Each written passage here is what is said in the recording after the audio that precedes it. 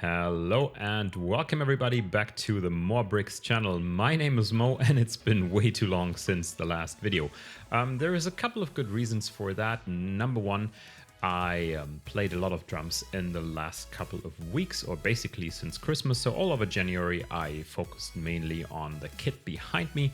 And as I've told you in the past, it is possible for me to switch my setups quite quickly. It takes about half an hour, but I did quite a lot of other changes. Even today I switched a bunch of stuff around, got some new cables and got some new control monitors so I can see more clearly what I'm showing you guys on a bigger monitor that's set up above the main camera. So I'm looking at it right now, so that's why my eyes are going a bit to the top. I did also change a bit regarding the lighting again, and I replaced the laptop that is now mounted underneath my desk with an iPad right here. So let me show you. You can probably, now you can actually see it from any angle. Hit it quite well, which is nice. So the instructions, they are now being, let me just get the mouse right here. Yeah, you can see the iPad basically in the left corner right there.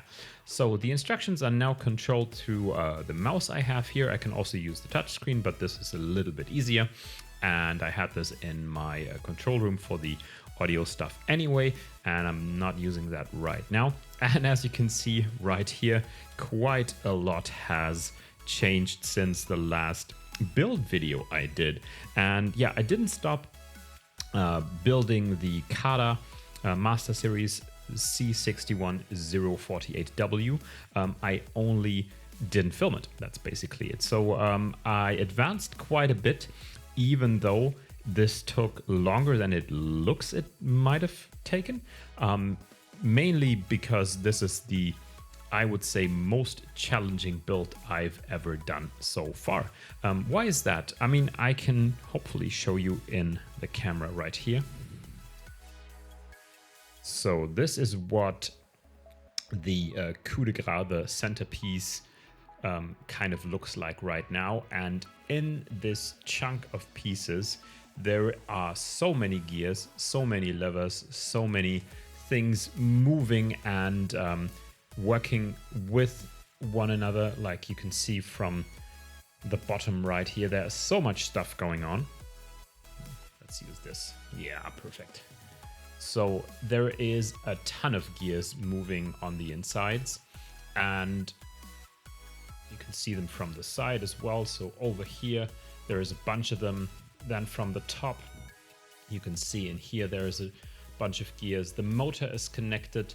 The wheels are connected. There is a bunch of stuff going on here as well from the sides. And you can see this very interesting part right there. And there is just so much on the inside of this. And the instructions, I gotta say, I did build another CADA set before, and they were more tricky than the ones I was used to from Lego Technic, but these ones are on a whole other level. And let me tell you, I've been cursing quite a lot building this thing. This is basically what I'm building right now. This is the second half of the chassis and of the entire construction underneath the bonnet and the exterior of the car and the panels that are going to cover it in the end. And this right here is probably going to be like the hand of God steering in the end. So you can already see and hear. Why can you hear it moving? Probably because I don't have all the parts where they should be. Yeah, that sounds better. So this is probably going to be the hand of God steering in the end. And all the basically suspension that you can see here is double suspension. So you can see this moving right here, like against one another in the center. And this holds so much more weight compared to using the single spring suspension. And this is just such a nice construction, but building it, holy smokes. Yeah, so this is where we are at right now. And I'm going to continue building the CADA C61048W right now with you guys, and hopefully get a lot further even. You can see from probably this angle. So there is still a couple of parts sitting right over here on my other table. And yeah, basically right here in the back, also have my drink. Cheers. All right. So let's get more building done on camera. I will do this right here and also give you this other angle. No, not this one. This one, or let's do this one. Yeah, that's good. So you can see everything I'm doing. So have fun, enjoy the time lapse. Here we go.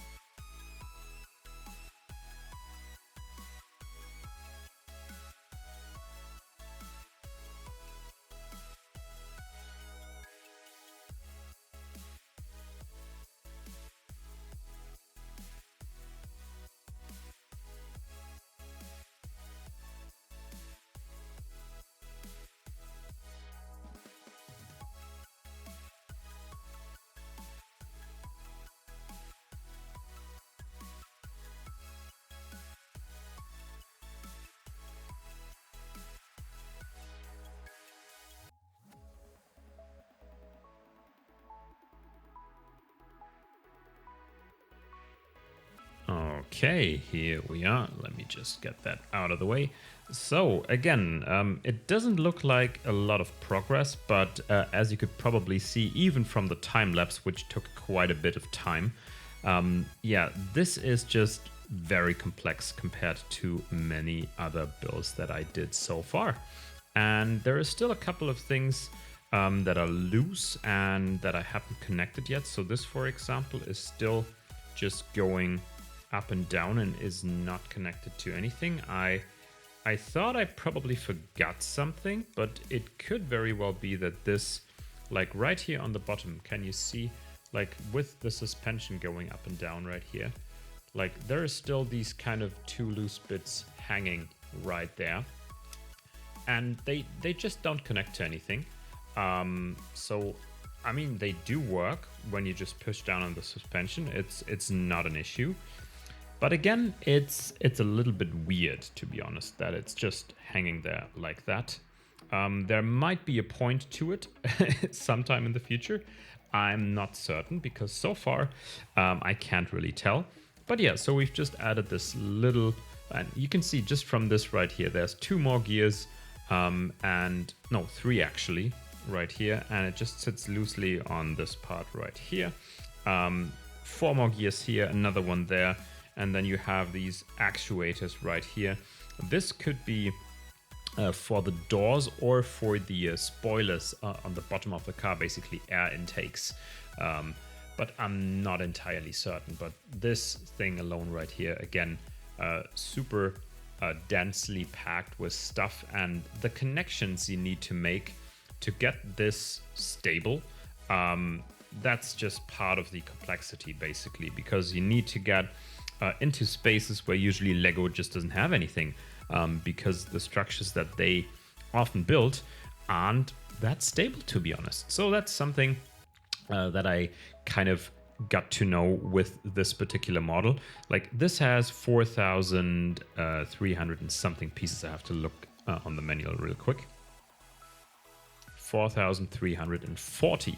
And similarly sized Lego Technic models, they can have up to 1,000 pieces less than this. So that's quite the difference in part count. And I don't want to hate on any brand or say it's bad, period, but it is a whopping difference of 1,000 parts for a 1/8 scale model.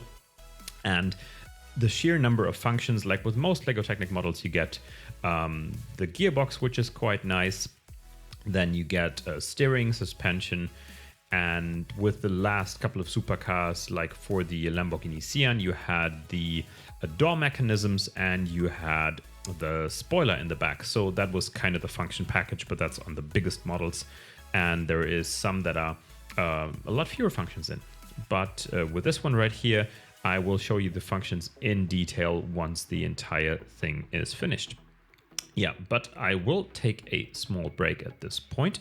Grab some dinner and maybe do another build session after, but now that I have everything set up again, you will see more videos more frequently again. So without any further ado, thanks for watching. Make sure to like and subscribe to not miss any of the new videos, especially when I don't upload them that frequently. Yeah, thank you for watching and take care, guys. Bye.